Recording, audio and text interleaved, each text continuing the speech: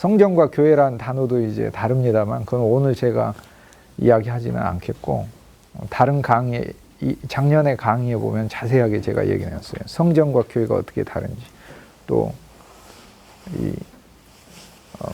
교회라는 건 이스라엘 백성도 회중을 가리켜 엄밀하게 이야기하면 성전이라는 건 성전이 있고 회중이 있죠.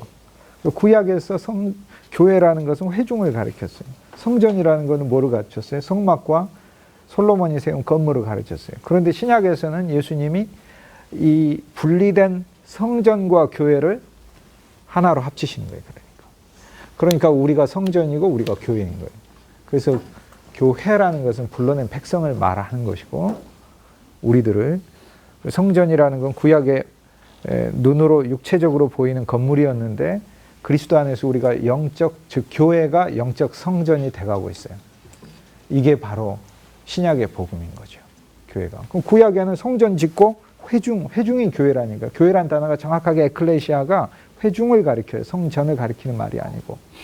그런데 신약에서는 너희가 성전이요 해놓고 이 성전이 또 교회요.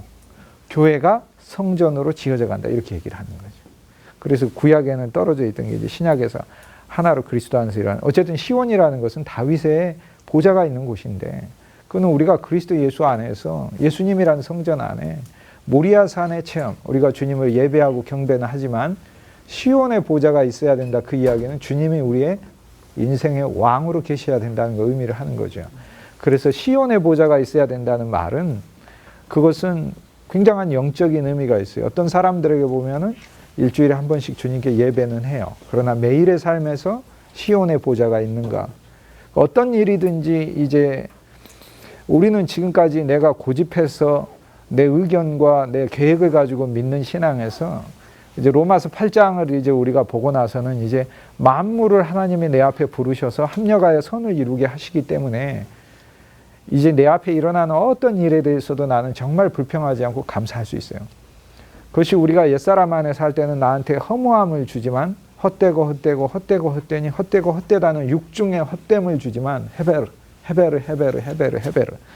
그러나 하나님의 자녀로 내 앞에 섰을 때는 내 앞에 다가오는 모든 일이 그것이 어떤 일이든지 하나님 앞에 합력하여 선을 이루게 하는 그리스도라는 선을 이루게 하는 놀라운 일로 하나님이 역사하고 있는 거니까. 그러니까 이제 시온의 보좌가 선 사람은 이제 그런 일을 하는 거죠. 그러니까 우리가 시온을 기억하고 하나님이 우리 왕 되신 거를 그걸 우리가 세상을 왕 삼고 세상에 또 느부갓네살이 왕 돼가지고 살 때를 기억하고 울었도다. 악한 자가 carried us away in captivity. 우리를 포로로 끌고 가서 사탄과 세상과 죄와 육신과 그리고 옛사람이 그리고 율법이 우리를 포로로 잡아가죠. 그래서 required us from a song. 우리로부터 노래를 하라고 했으나 Now how shall we sing the Lord's song in a strange land? 어떻게 낯선 땅에서 그 사람들에게 하나님을 찬양하는 노래를 우리가 마치 공연하듯이 그들의 조롱이 돼서 부를 수 있겠는가? 라는 게 이제 시편 137편이에요. 근데 이제 우리가 시편 137편 읽으면서 낯선 땅에서 우리가 어떻게 하나님 나라를 부를 수 있을까? 그렇죠. 우리가 세상 안에서 하나님의 것과 세상의 것이 구분된다는 건 우리 명백하게 알고 있죠. 근데 신약의 복음은 놀라운 복음이에요. 신약의 복음은 구약의 복음은 만지면 죽어요. 율법이기 때문에. 그러나 신약의 예를 들어 구약에 내가 그냥 성막 안으로 들어가면 권위가 없는 상태에서는 다 죽어요. 대제사장이라 하더라도 대속죄일이 아니고 들어가서는 죽어요. 그러니까 제사장도 자기에게 맡겨진 것 아니면 죽어요. 그런데 신약은 놀라운 일이 있어요. 그리스도 예수는 이상하게 만지는 것마다 생명을 주셨어요. 그래서 사실 신약의 믿음은 로마서 8장에 우리를 해방하신 믿음이라 우리는 사실 어디 가가지고 우리를 붙잡아서 이제 구약으로서 찬양을 해라 그럴 때 한 면에서 우린 찬양할 수 없어요. 하나님을 찬양하는 노래를 어떻게 세상 사람들에게 선보이거나 그들에게 공연식으로 할 수 있겠어요? 없지. 그런데 우리는 신약의 영이 있어요. 신약의 영은 바꾸는 영이에요. 변화시키는 영이에요. 굴복시키는 영이에요. 생명을 주는 영이에요. 그래서 그 영 안에서 우리는 부르면은 어떤 찬양이든지 우리의 찬양은 살아있는 찬양이 돼요. 어느 곳에 가서 부르든지 간에. 로마서 8장은 숫자하고 연관해가지고 우리가 이해를 하면 로마서 8장은 참 이해하기 쉽습니다. 로마서 8장은 39절까지 있다 보니까 로마서 전체에서 가장 긴 장이고, 영이라는 말이 22번이나 등장하니까 성경 전체에서 스피릿을 제일 많이 강조하는 거죠. 그러니까 로마서 8장처럼 심오한 장이 참 드물어요. 왜요? 영이라는 어디에 우리 마음보다도 더 아래에 있는 거예요. 그러니까 우리가 영이라는 이야기를 8장에서 22번이나 발견하는 건 이건 놀라운 이야기예요. 우리 마음의 수준이 아니에요. 이제 우리가 그리스도 예수를 믿는 건 내 마음으로 믿고 안 믿고 내 마음이 기쁘고 안 슬프고 이런 차원이 아니에요. 우린 더 이상 이제 감정 안에서 머물러서 내가 기분 좋을 때 예수님 믿고 기분 안 좋을 때 믿고 이런 게 아니에요. 진정한 내가 주님을 믿는 그 나의 신앙의 자리는 그 마음 아래에 있다는 것을 보여준 거예요. 영을 22번이나 이야기를 하면서. 그러니까 가장 내면을 말하면서 온 우주를 말해요. 그러니까 로마서 8장처럼 창조물 모든 피조물을 다 이야기하면 내 깊은 영을 이야기할 정도로 가장 깊은 곳에서 가장 전체를 이야기하는 장이 어디 있어요? 이렇게 넓은 장이 없어요. 정말 여기에 필적할 수 있는 창세기 1장 정도나 될까? 그건 없어요. 그런데 창세기 1장도 온전하지 않아요. 왜냐하면 창세기 1장은 6째 날까지만 나와 있고 진짜 창세기 1장의 마감은 7번째 날인데 7번째 날은 창세기 2장에 나오니까 그래요. 쉽게 얘기해서 안식하셨더라. 하나님이 우리에게 주는 가장 마지막 창조의 선물이 안식인 거죠. 그거 없이는 1장도 그러니까 1장도 완전 엄청나게 그랜드 스케일이죠. 그죠? 창세기 1장도 첫째 날에서 빛이 있고 둘째 날 궁창이 생기고 위물과 아래물과 셋째 날 땅이 생겨나고 넷째 날 해달별이 나오고 다섯째 날 바다의 물고기 공중에서 여섯째 날 육축과 기는 것과 그리고 사람이 나오고 그냥 거기서. 그런데 안식은 영과 생명 안에서만 누려지잖아요. 그죠? 그러니까 생명과 평강은 영에서만 누려지니까 실은 로마서 8장은 창세기 1장보다 더 범위가 넓다. 우리가 이렇게. 로마서 8장은 숫자로 이제 얘기를 할 수 있어요. 제일 첫 번째 로마서에서는 1장에서 우리한테 선물로 제일 첫 번째 그리스도 안이라는 것을 선물로 줘요. 그리스도 안. 그러니까 그리스도 안이라는 것을 선물로, 그리스도를 선물로 준 것과 그리스도 안을 선물로 준 것은 다릅니다. 그리스도를 선물로 준 건 그리스도를 받은 것이고 그리스도 안을 준 것은 그분 안에 있는 놀라운 영역을 우리가 받은 거예요, 이제. 그래서 우리는 그리스도를 누릴 뿐 아니라 그리스도 안이라는 것을 누려야 되죠. 근데 그리스도 안을 선물로 받고 두 번째는 결코 우리를 정죄하지 아니하시는 걸 선물로 받았어요. 그죠? 그리스도 안에서는 주님은 정말로 정죄하지 않으시죠, 우리를. 그러니까 제가 이 비유를 많이 이야기할 때 할아버지 비유를 지난 시간에 했었죠. 할아버지가 율법이 많은 할아버지면 어떤 손자가 가겠는가. 그리스도 예수가 율법의 종결이 된다는 말은 무슨 얘기냐면 그리스도 예수라는 이 살아있는 영역 아래서는 그분은 우리를 율법으로 대하시지 않는다 이 말이에요. 정확하게 이야기하면 한 가지 법으로는 대하여요. 뭐냐면 내가 너희에게 새 계명을 주노니 서로 사랑하라 라는 이제 사랑의 계명으로는 대하셔요. 그래서 그분도 우리를 사랑해요. 사랑하니까 우리 보고 사랑하라고 하시는 거예요. 예수님은 자기가 하지 않는 일을 우리한테 결코 시키는 법이 없어요. 그러니까 예수님 우리를 늘 사랑하고 있으면서 우리 보고 사랑하라고 그러시는 거지, 그분의 사랑이 우리에게 늘 현재적으로 살아있지 않으면 결코 우리는 사랑할 이유가 없어요. 왜냐하면 그분이 우리를 사랑하지 않아도 우리가 그분을 사랑해야 한다는 그 과거의 옛 율법은 그리스도 안에서 해방됐기 때문에. 그럼 율법은 언제 살아나냐 하면 내가 그리스도 안에 있을 때가 아니라 그리스도 바깥에 있을 때 살아나요. 율법이라는 거예요. 그 그리스도 바깥에 있을 때 그 율법은 나에게 여러 가지 기능을 해서 결국 그리스도께 오게 한다.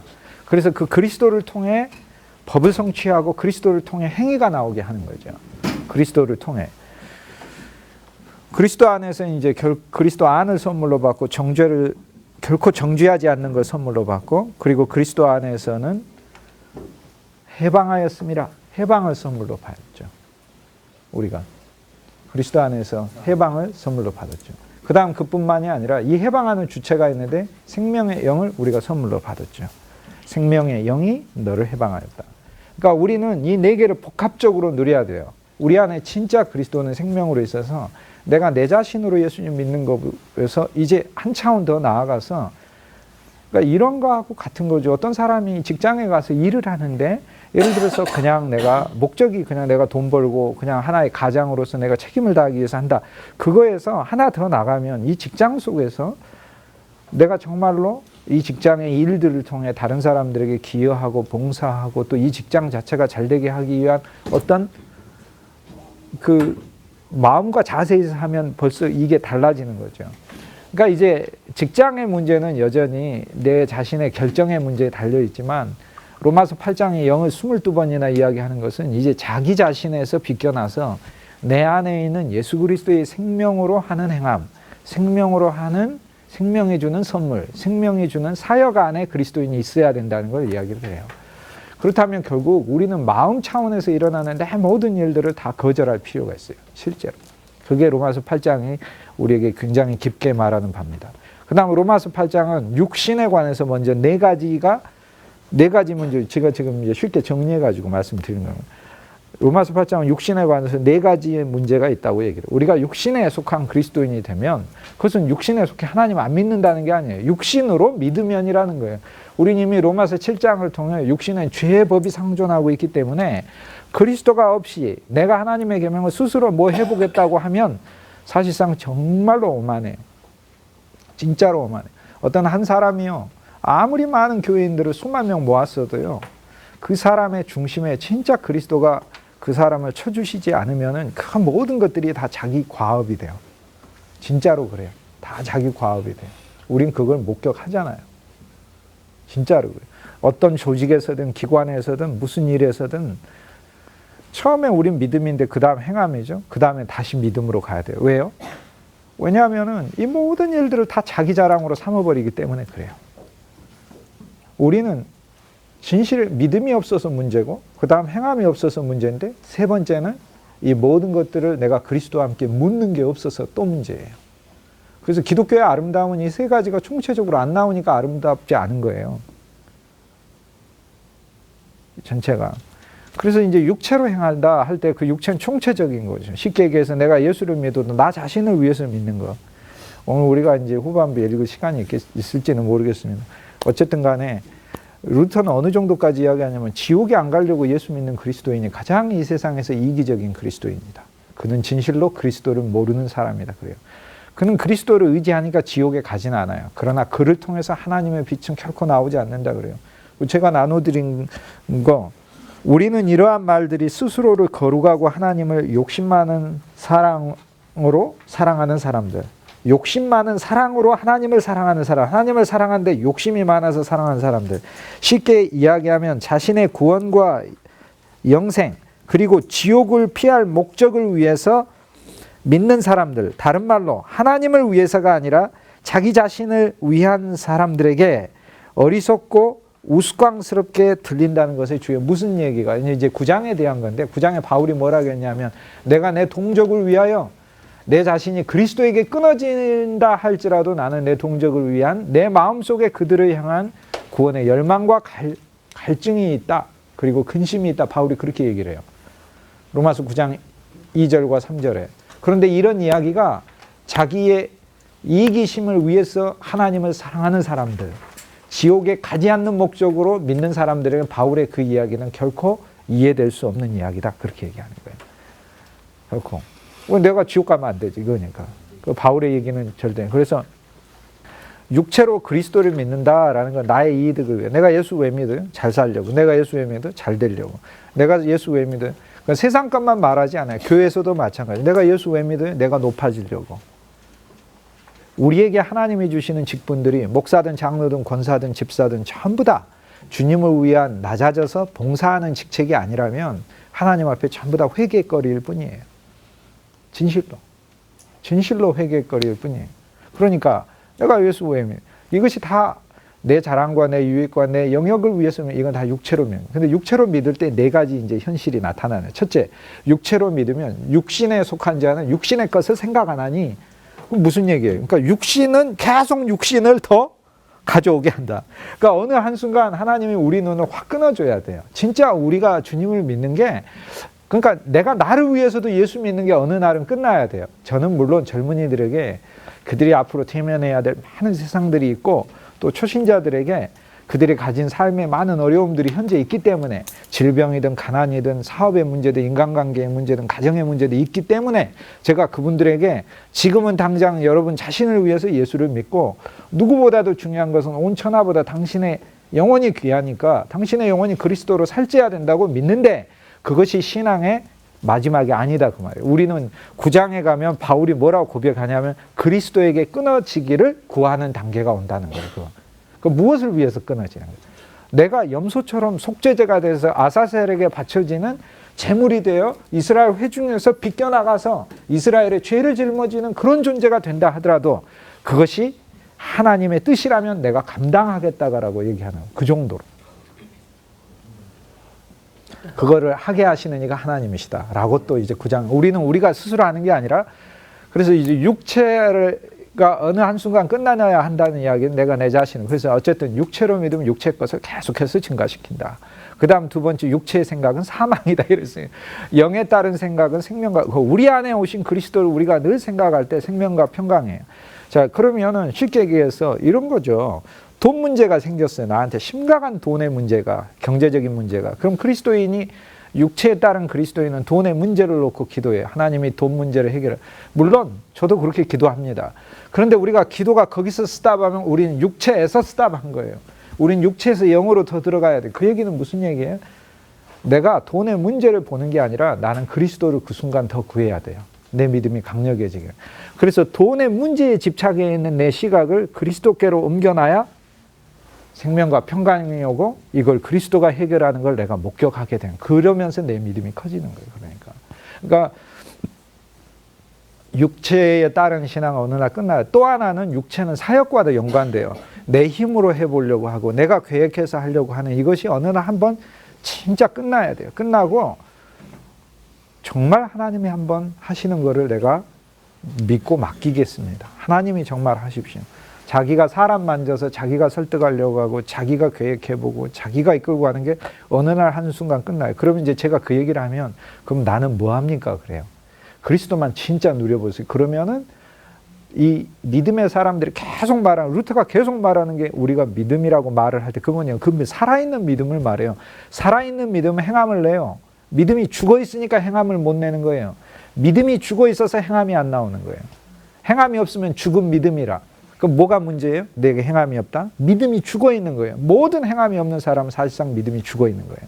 믿음이 살아있으면 이 믿음이란 그리스도가 우리에게 준 믿음이기 때문에 진짜 뭔가 살아내요. 예를 들어 어린아이도 내가 슈퍼맨이다라는 믿음이 있으면 진짜 뛰어내려요. 슈퍼맨이 아니라고 생각하니까 안 뛰어내리는 거지. 자기가 슈퍼맨이다 그러면 뛰어내리는 거예요. 그런데 어린아이가 슈퍼맨이다 생각하고 뛰어내리는 믿음은 그것은 죽은 말 그대로 죽은 것에 대한 믿음이잖아요. 믿음은 살아있을지 모르지만 대상이 죽은 거예요. 그러나 우리가 믿고 있는 그 대상은 죽은 존재가 아니라 그리스도는 부활하셨느니라. 살아있는 존재니까. 그러니까 이제 영역의 차원이 다른다 이 말이에요. 그러므로 우리 사역도 육체로 하는 사역. 육체는 뭐예요? 자기의 지혜, 자기의 과거 신앙의 경력, 내가 가지고 있는 어떤 모든 것들. 그러면 공부는 어떻게 해야 하나요? 공부하는 것도 육체 맞습니다. 근데 우리가 이 공부하는 걸 뭐 하기 위해서 하냐면은 전부 다 모리아 산으로 이제 시온이 아니라 모리아로 가져가기 위해 공부하는 거예요. 그때 진짜 아름다워요. 왜냐하면 모리아에서 하나님은 십자가만 우리에게 경험하게 하시는 게 아니라 이삭이 죽고 다시 돌려주셔서 이삭의 부활을 우리에게 체험하게 하시기 때문에 우리가 공부했던 이 모든 것들을 그리스도께서 그분의 부활의 생명을 넣어서 사용하시는 것을 이제부터는 우리가 이제 보게 된다는 거죠. 이게. 그래서 육체가 주는 건 네 가지가 있는데 첫째는 계속 육체에 집중하게 되면 육체의 것을 생각하게 된다. 우리의 기도들이 육체에 관한 것들이면 계속해서 육체의 것들을 오히려 더 육체로 예수를 믿으면 육체적인 것들에 더 집착하게 돼요. 육체는 결코 몸에 있는 어떤 정욕 이런 거 얘기가 아닙니다. 그건 육체를 너무 소극적으로 생각하시는 거예요. 그거는 총체적인 거예요. 내가 잘 살아보기 위해서 예수 믿는 것조차도 육체인 거예요. 바울이 얘기했잖아요. 자기가 가말리엘 문화에서 공부한 것도 육체라고 해요. 빌립보서 3장에. 육체는 생각을 사망을 주는 거고 육체는 하나님과 원수가 돼요. 육체는 결국에 하나님하고 나하고 적대자가 돼요. 물론 불못에 던져지지는 않습니다. 그러나 하나님께 어떠한 쓸모가 없게 돼요. 그래서 에서가 돼버려요. 9장에서 이야기하는. 그리고 육체는 하나님의 법을 지킬 수가 없어요. 하나님이 우리에게 준 구약의 많은 그 법들을 그리스도가 다 통합해서 하나 줬죠. 사랑하라, 사랑하라. 이 사랑이 행함이에요. 그러면 내가 가정에서도 사랑하고 교회에서도 사랑하고 인간관계에서도 사랑해야 되는데, 문제가 뭐냐면 내가 옛사람으로 사랑하는 게 육체다 이 말이에요. 옛사람으로 사랑하면 내 이기심 안에서 사랑해야 되고, 내가 사랑한 만큼 내가 다시 돌려받아야 되고, 내가 사랑해서 저 사람을 내 편으로 만들어야 되고, 내가 사랑한 것에 대해 내가 반드시 내가 주장해야 되는 거예요. 나는 이렇게 사랑했다. 그러나 그 사랑의 동력이 그리스도일 때 우리는 더 이상 내 자신을 아끼지 않고 정말 사랑할 수 있는 것이 되는 거죠. 그러니까 결국 율법의 요구를 이룰 수가 없다. 육체는 하나님의 법에 굴복하지도 않고 굴복할 수도 없다. 이게 이제 네 가지가 주는 거예요. 그 다음에 로마서 8장에서는 우리에게 주는 또 다른 네 가지가 있죠. 네 가지의 영이 있다고 말씀드렸죠. 네 가지 영은 하나님의 영이 우리 안에 있고, 그리스도의 영이 있으며, 생명의 성령이 우리한테 있고, 우리의 영이 하나로 있어요. 그런데 이 네 개의 영은 로마서 7장에 네 개의 법을 깨버리면서 있는 거예요. 그런데 이 네 개의 영은 영의 법이다 해서 영의 법칙으로 우리한테 있어요. 그러니까 얼마나 감사한지 모르죠. 제가 그냥 존재하고 법칙하고 관계에 대해서 이미 설명했잖아요. 내가 한 번 갔는데 나한테 맛있는 음식을 한 번 주셨다. 아, 되게 고마운요. 근데 갈 때마다 계속해서 준다는 법칙이 세워졌다면 이거는 정말 놀라운 것이에요. 그런데 우리한테 생명이 있다 뿐만 아니라 생명의 법칙이 있다. 우리한테 하나님의 영이 있다 뿐만 아니라 하나님의 영의 법칙이 있다. 우리에게 그리스도의 영이 있을 뿐만 아니라 그리스도의 영의 법칙이 있다는 건, 그리스도의 영이 나를 십자가로 데려가서 내가 십자가로 가는 것에 내가 순종하고 그 십자가를 사랑하면 부활을 반드시 법칙으로 주신다는 거 아니에요. 이게 영의 법칙이라는 거잖아요. 그러니까 우리 안에 네 개의 영이 있다는 것이 얼마나 감사한지 모른다. 그뿐만이 아니고 여기에는 우리의 네 가지 신분이 들어있어요. 첫째, 우리는 하나님의 아들이다. 그렇게 얘기하죠. 하나님의 아들은 영으로 새로 태어난 것이에요. 하나님의 영으로 인도받는 이가 하나님의 아들이다. 15절, 로마서 8장 15절. 14절부터 계속 하나님의 영으로 인도받는 것에 대하여 이야기를 해요. 그러니까 우리 먼저 하나님의 아들이에요. 근데 두 번째는 뭐라고 이야기하냐면 그 다음 기절에 이어서 우리에게 하나님께서 종의 영을 주신 것이 아니라 아들의 영을 주셨어요. 양자라고 하는데 양자가 아니고 아들됨이에요. 히오테시아라는 헬라어 원 단어는 아들됨이라는 단어예요. 아들됨. 아들됨.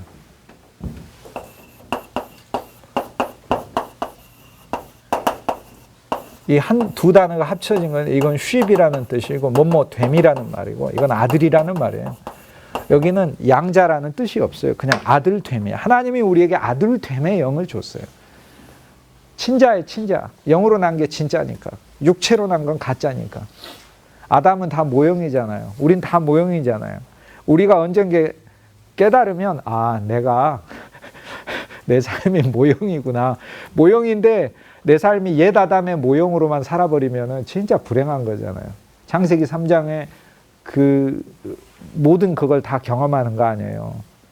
하나님 원망하고 서로 갈등하고 자식들은 싸우고 죽이고, 지들이 육체적으로 안 죽여도 영적으로 죽어있는 모든 내 사역을 다 그런 부정적으로 경험하고, 그러나 내가 그리스도의 모형이라면, 근데 그리스도의 모형일 뿐 아니라 그리스도의 모양만 있을 뿐 아니라 그리스도의 경건의 능력까지 내가 안에 갖춘다면, 그런데 그것도 그리스도의 영과 생명이 하시는 일이에요. 그분이 주체가 돼서 내한테 하시는 일이니까.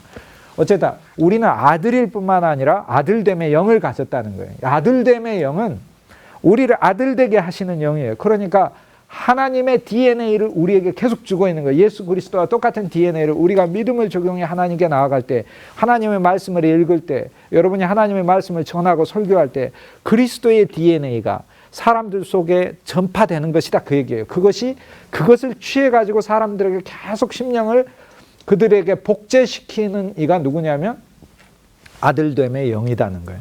이 아들됨의 영은 결국에 우리로 하여금 아들됨의 영을 받았기 때문에 우리는 하나님을 이제는 뭐라고 부르냐면 아버지라고까지 부를 수 있게 되는 거죠. 아버지일 뿐 아니라 아빠라는 거예요. 얼마나 친밀한지 몰라요. 세 번째, 우리의 자격은 하나님의 자녀됨이에요.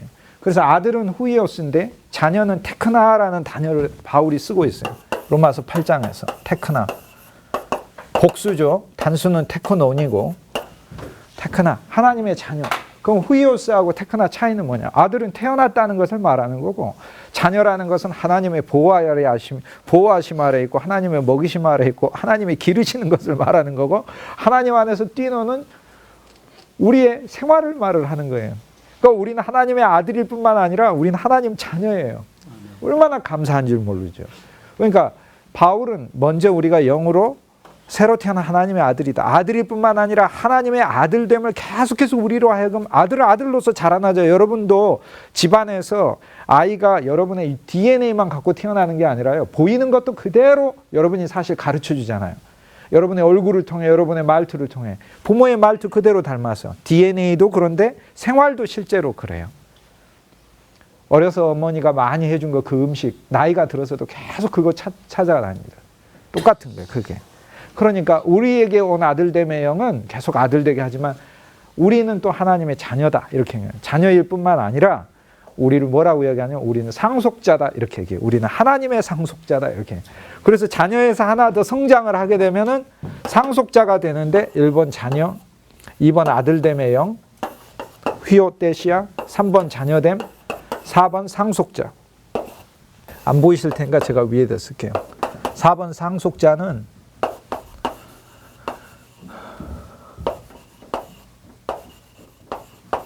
클레로노모스. 클레로는 기업이란 뜻이에요. 그래서 노모스는 사람을 가리키는 거예요. 그러니까 클레로노모스, 기업을 상속받는 자. 즉 하나님 아버지가 가지고 있는 모든 것을 다 상속받아요. 이제 하나님 안에 있는 것과 하나님 바깥에 있는 것, 하나님이 만지시는 것, 하나님이 소유하시는 것 전부 다 상속받아요. 하나님이 속에 가지고 계시는 의와 사랑과 거룩과 그분의 온전도 내가 상속받고 하나님의 상속자니까 그뿐 아니라 하나님이 외적으로 가지고 계신 하나님의 통치권, 하나님의 영광과 존귀에도 우리가 함께 상속받아 지금은 우리를 천사보다 잠깐 못한 자로 삼으셨으나 영광의 관을 쓰신 그리스도 예수를 내가 소유하였기에 만물이 나를 섬기고 만물이 나를 찬양하는 그 영광의 새 예루살렘의 주인으로 하나님 나를 쓰신다는 거예요. 그러니까 상속자. 근데 하나님의 상속자면 그리스도와 함께한 상속자니 그러니까 하나님과 함께한 상속자이면서 우리는 이제 그리스도와 함께한 상속자니까 이제 하나님과 함께한 상속자면 하늘의 것을 받는 건데 그리스도는 뭐 하셨어요? 땅에서 33년간 사셨네요. 30년은 자기의 일터에서 하나님의 영으로 충만한 사람으로 살았기 때문에 우리도 그리스도와 함께한 상속자로서 하나님이 우리한테 놓으시는 삶의 모든 환경에서 그리스도의 영으로 충만한 사람으로 그것을 담당해 나가는 거죠. 그래서 30년 생활이 우리에게 한 면이요. 3년 생활이 우리에게 한 면이에요.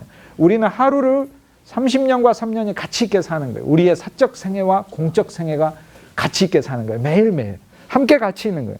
예를 들어 주일날 함께 모이면 공적 생애예요.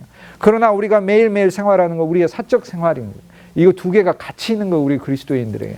그런데 그리스도와 함께한 상속자라는 예수님은 뭐 하셨어요?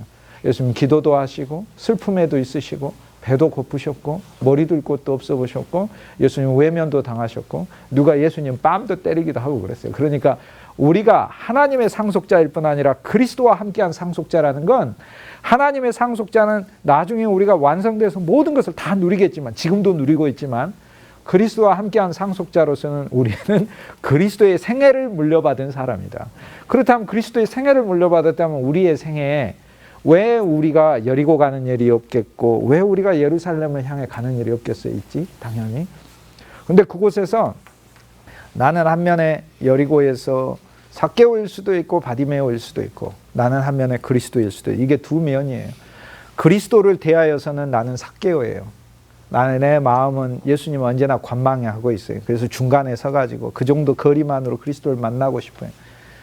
그러나 그리스도의 생명으로 체험하고 우리는 사역의 측면에서는 우리가 삭개오가 아니라 우리가 그리스도예요. 그래서 우리가 삭개오를 만나고 다니는 거예요. 그러니까 주님을 만날 땐 내가 삭개오요. 주님이 나를 보내심을 받은 자로 사용해서 할 때는 내가 그리스도인 거예요. 이단은 자기 혼자만 그리스도라고 하는 게 이단이고 정통은 모두가 그리스도라고 하는 게 정통이에요. 저도 저 혼자만 그리스도라고 하고 싶지만 교회사 교수가 네, 이단의 정체를 꿰뚫고 있기 때문에 그렇게 얘기했어요. 그래서 바울이 이제 네 번째에 있어서는 우리가 그리스도와 함께한 상속자면 그의 부활의 영광에 참여하기 위하여 고난도 함께 받아야 할지니라라는.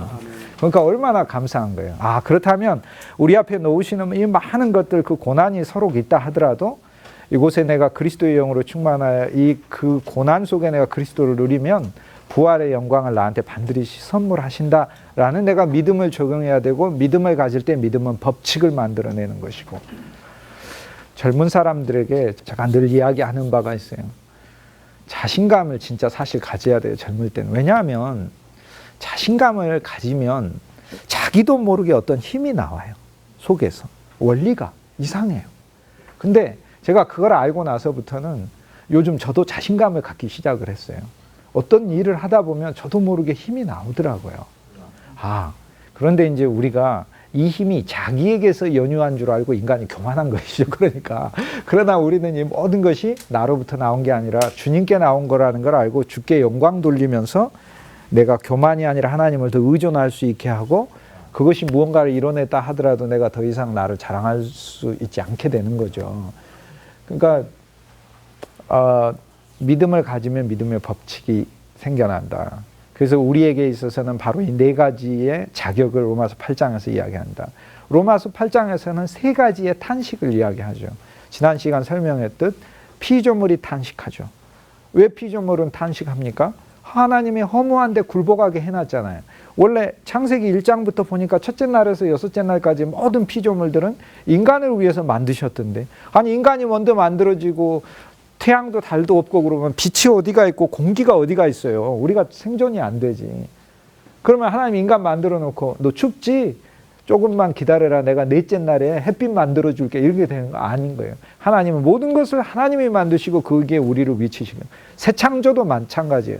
그리스도는 그리스도 안에 새 창조를 다 완성하시고 실은 우리를 그 안에다 두셨어요.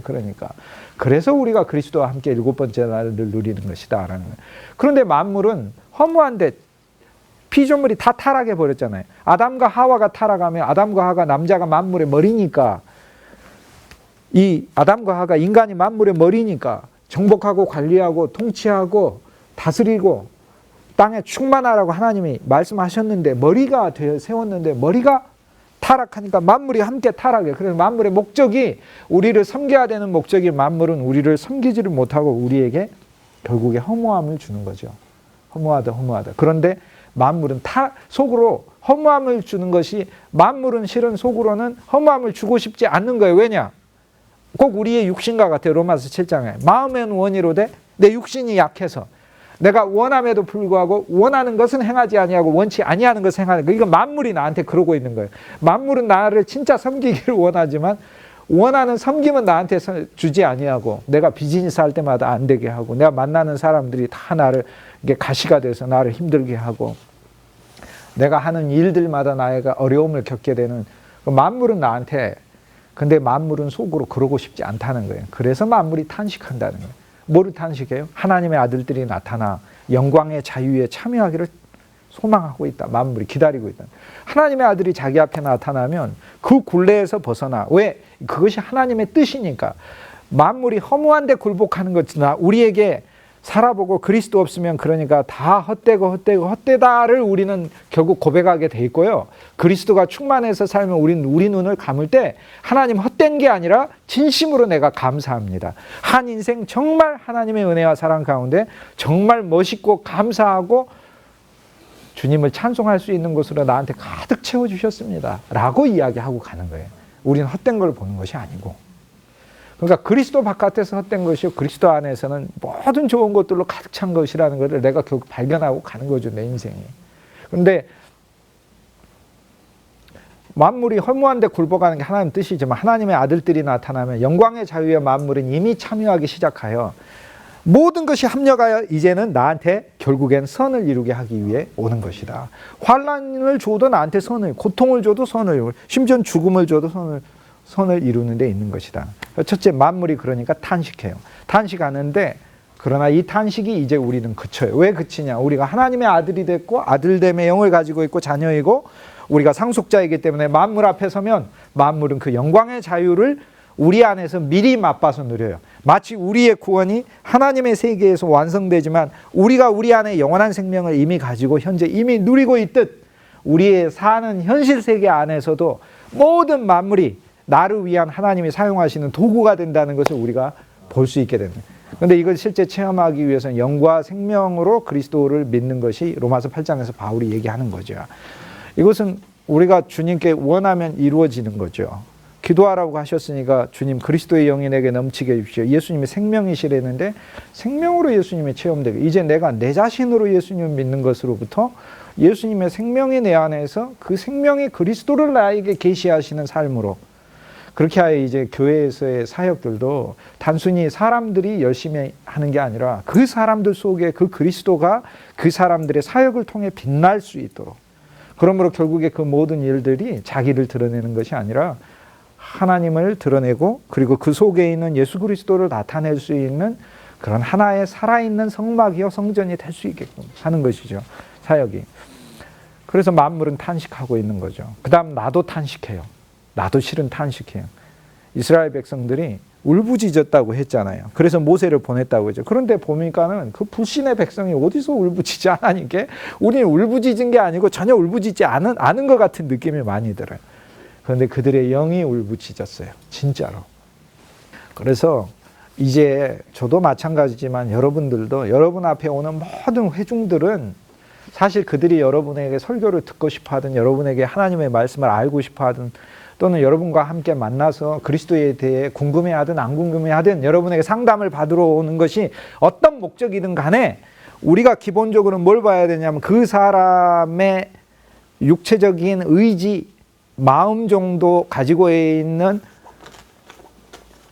그 사람의 생각들이 아니라 가장 깊은 곳에 있는 그 사람의 영은 내 안에 있는 예수님을 만나러 왔다는 믿음이 필요해요.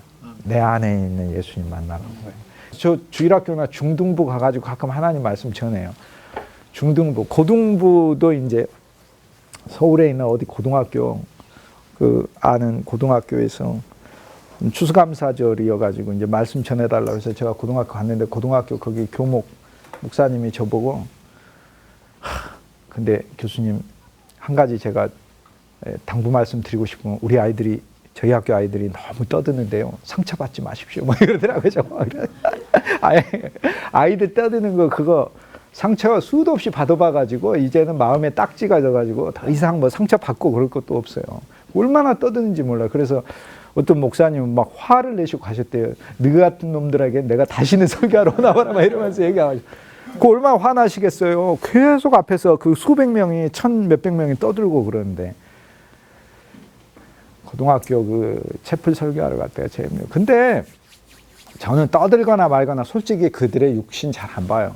그들이 저하고 하나님 만나게 하셨다는 건 그들의 영이 있는 거예요. 그들의 영이 하나님을 구하는 그 믿음 안에 저는 진짜로 전해요. 관계치 않아요. 그리고 전하면 어떤 결과가 솔직히 잘 안 떠들어요. 영이 사로잡히니까. 얘네들의 육신은 떠들지만 얘네들의 영이 그리스도가 좋아가지고 교회당에 온 거 아니에요. 교회당에 온 거. 내가 걔네들의 영을 보고 하면 화내는 게 아니라 얼마나 좋은지 모르죠. 감사하고. 그러니까 우리가 이제 이 시각을 계속해서 가져야 된다. 언제나 우리 영에 집중하는. 우리도 탄식해요. 그런데 하나님의 영이 탄식한다고. 세 번째. 그래서 하나님의 영이 탄식하죠. 그래서 우리 안에서 하나님의 영이 탄식한다. 그래서 세 개의 탄식이 같이 어울려져서 하나님도 탄식해요. 근데 하나님은 우리 보면서 혀 끌끌 차는 탄식이 아니라 우리 안에 우리 편이 돼주셔가지고 네가 얼마나 참으로 연약하냐. 내가 그걸 안다. 라고 하나님 탄식하고 계시는 거예요. 다윗이 탄원시 하잖아요. 예수님 별명이 새 다윗이에요. 예수님이 우리 안에서 뭐 하시고 계시겠어요? 나에게 정직한 영을 창조해 달라고 예수님이 기도하고 있지. 나도 기도하고 예수님도 같이 기도하고 있는데 나는 정직한 영 달라고 하는데 예수님은 나한테 오셔가지고 율법으로 네가 뭐가 정직해 이놈아 이러면서 예수님 말씀하시겠어요? 예수님 내 안에서 나와 함께 탄원해 주시는 서로 내 기도는 약할지라도 내 안에 있는 그리스도는 바로 하나님 자신이시잖아요. 그분이 하는 기도를 누가? 우리에게는 5가지 과정이 있다는 거 로마서 8장 이야기해요. 첫째 미리 아신다.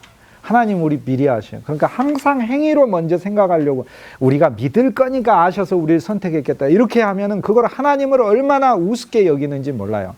로마서 9장에 가면 내가 긍휼 베풀 자에게 긍휼히 여기고 내가 긍휼 베푸는 게 아니라 진노로 삼을 자를 진노의 그릇으로 삼는다 이렇게 말씀하셔요.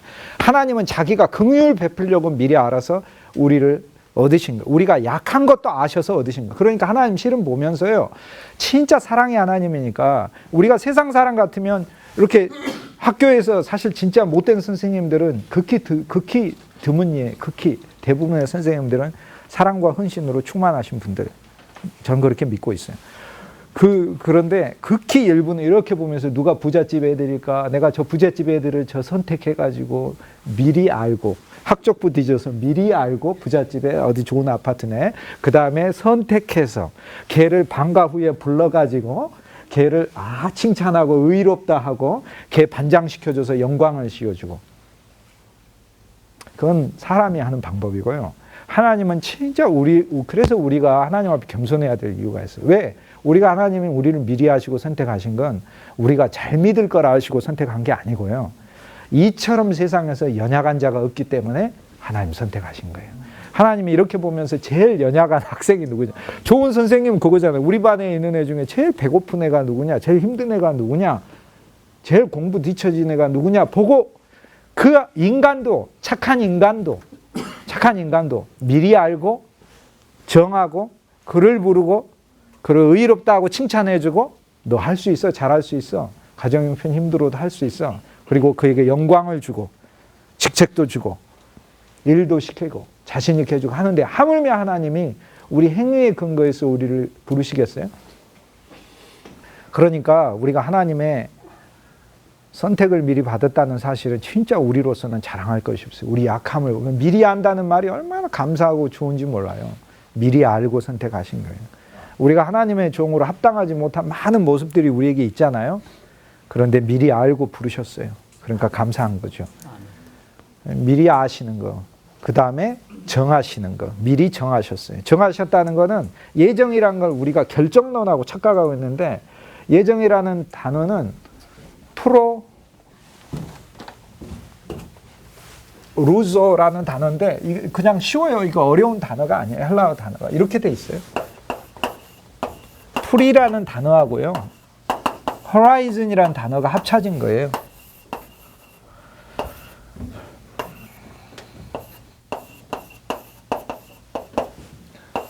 풀이는 미리란 뜻이고요. 호라이즌은 수평선이 호라이즌. 여기 호라이즌. 수평선, 지평선. 이건 무슨 얘기냐? 하나님이 이렇게 바운더리를 그어놨다는 게 예정이란 뜻이에요. 그 안에서 나는 되게 자유롭게 생각해요. 근데 바운더리를 그어놨어. 그러니까 여기서 여기 바운더리를 그래서 이렇게 내 인생은 사실 그러는 거예요. 여기서 혼자서 뺑뺑뺑뺑 자유의지 가지고 왔다 갔다 하지만 예정 안에 있는 자유의지일 뿐이에요. 이것이 하나님 미리 정하신 것이다. 결정론이 아닙니다. 내가 반드시 이거 하게끔 되어 있다는 그런 결정론이 하나님 구역을 그래서 하나님 미리 하시고 하나님 나의 인생의 바운더리를 정해놨다는 게 얼마나 감사한지 몰라요. 내 바운더리가 여러분 중에는 그런 분 거의 없겠지만 어떤 분들 보면은 그만 살아야지 하고 차 몰고 가서도 아닌 건물 올라와서 내가 뛰어내려 버려야지 목매달거나 죽어버려야지 하는 그런 생각 가진 그런 사람들도 아마 주위에서 보셨을 거예요. 근데 그 사람이 마음 고쳐먹고 다시 산 게 아니고요. 진짜 하나님의 그 바운더리 안에서 거기까지가 그 사람의 바운더리였어요. 여기까지 간 게. 그 막이 어디냐면 그 막이 바로 그리스도인 거예요. 그리스도가 날 돌이키신 거예요. 그러니까 얼마나 감사한지 몰라요. 얼마나 감사한지 몰라요. 고난 중에 있는 자들에게 우리는 진짜 그들의 그 긍휼을 하나님 베풀어 달라고 기도해야 될 필요가 있는 거겠죠. 그래서 하나님은 미리 하시고 부르시고 미리 정하시고 우리의 영역을 정하셨어요. 구원의 영역 안에 있기로 정해 놓으셨어요. 얼마나 감사한지. 그리고 우리를 불러주셔서 우리 인생의 어느 한순간에 우리를 부르셔서 하나님 앞에 위치시키시고 그리고 우리를 십자가와 부활의 양쪽에 두 개의 의로 의롭다 하셨어요. 옛사람은 심판의 의, 새사람은 생명의 의로 주셨어요. 그리고 우리를 영광스럽게 하셔서 하나님께 속한 모든 것을 우리에게 주신 5개의 과정을 로마서 8장은 우리가 영과 생명 안에 살 때 체험한다고 얘기를 해요. 그 다음 5개뿐만 아니라 우리한테 6개의 뭐 하리요가 있어. 로마서 8장. 제일 첫 번째, 우리가 무슨 말 하리요라고 로마서 8장 31절이에요. 뭔 말 하리요? 우리가 뭔 말 하겠어요? 우리가 할 말 있습니까? 하나님 앞에? 무슨 말 하리요? 환경 어렵습니다. 또 이제 얘기 못 하죠. 왜? 영과 생명 하나님. 그 많은 환경은 다 나에게 선을 이루기 위해서 하나님 불러놓으신 거니까. 무슨 말 하리요? 아무 할 말이 없어요. 두 번째, 누가 우리를 대적하리요? 누가 우리를 대적하겠어요? 그리스도의 영과 생명 안에 살 때 부러운 것 없고 무서운 것 없는 거예요. 그 다음에 아들과 함께 모든 것을 하나님이 어찌 주시지 않으리요? 어찌 주시지 않으리요? 다 주시는 거예요. 진짜로 하나님이 다 주시는 거예요. 어찌 우리를 고발하리요? 송사하리요? 옛날 성경 송사하리요? 최근 성경 고발하리요? 어찌 우리를, 누가 우리를 정죄하리요? 정죄 절대 못해요. 우리 고발 못해요. 그 이유로 5가지를 또 설명해요. 왜냐하면은 우리를 위하여 그리스도께서 첫째 죽으셨고, 그리스도께서 우리를 위하여 살아나셨고, 죽으셔서 심판의 의의가 되셨고, 살아나서 내 안에서 생명의 의의로 나에게 증거하고 내 안에 살아계시니까 죽으신 것도 우리의, 그분 누구도 나를 송사하고 정죄하지 못하는 근거가 되고, 그분이 살아나신 것도 부활로도 하나님이 제사를 받으셨다는 거니까 증거가 되는 거고, 그뿐 아니에요. 하늘에 오르셔서 하나님 우편에 계신다는 것도, 하나님 우편에, 내가 하나님 우편에 있는 거, 하나님 우편, 오른편을 가리켜, 은혜의 편을 가리켜. 우편은 북쪽, 동쪽을 바라보고, 우편 남쪽의 편이기, 남편, 그러니까 남편과 우편이란 말은 히브리어에서 같은 말이에요. 야민. 따뜻한 햇볕의 쪽을 가리키는 거예요. 찬바람의 쪽이 아니라 율법의 쪽이, 하나님의 은혜의 쪽에 나를 위치시켰기 때문에 하나님, 그리스도가 하나님 우편에 있다는 것처럼 진짜 감사한 게 없어요. 부활하셔서 하나님 왼편으로 가버렸다는 얘기가 진짜 심각한 얘기가 돼버려요. 그곳에 내가 있는 거예요. 그러니까 누가 나를 송사하고 누가 나를 정죄하려? 그뿐 아니라 그리스도는 뭐하고 계세요? 그곳에서 우리를 위하여 중보하고 계신다고 하니까, 더구나 중보하고 계신다고 하니까, 그러니까 우리가 무슨 말 하리요? 우리가, 누가 우리를 대적하리요? 우리가 어찌 모든 것을 받지 못하리요? 누가 우리를 송사하리요? 누가 우리를 정죄하리요? 그뿐 아니에요. 누가 우리를 그리스도의 사랑에서 끊으리요? 이렇게 얘기해요. 마지막으로 로마서 8장에서는 17가지 적이 나와요. 17가지 그리스도인들을 참으로 힘들게 하는 적이 나와요. 환난이 나오고 곤고가 나요. 이 곤고는 헬라어 원 단어를 보면 마음이 심히 연약해지는 것을 가리켜요. 마음이 심히 연약해지는. 방에 갇혀서 더 이상 갈 곳이 없는 거예요. 그래서 환난, 곤고, 진짜 어디 갈 데가 없는 그런 마음 같은 때, 기근, 핍박, 위험, 칼, 적신, 빈목, 경제적으로 다 잃어버린 것, 사망, 생명, 높음, 깊음, 현재일, 장래일, 정사, 권세, 능력, 천사, 그리고 이 세상의 어떤 일이라도 17가지가 총체적으로 적이 다가와도 그리스도의 사랑에서 우리를 끊을 수 없고 그리스도 안에서 넉넉히 이긴다. 이게 숫자로 보는 로마서 8장이에요. 그래서 하나하나 이거 누리시면 로마서 8장 전체가 다 보이실 거예요. 로마서 8장처럼 진짜 감사한 게 없어요.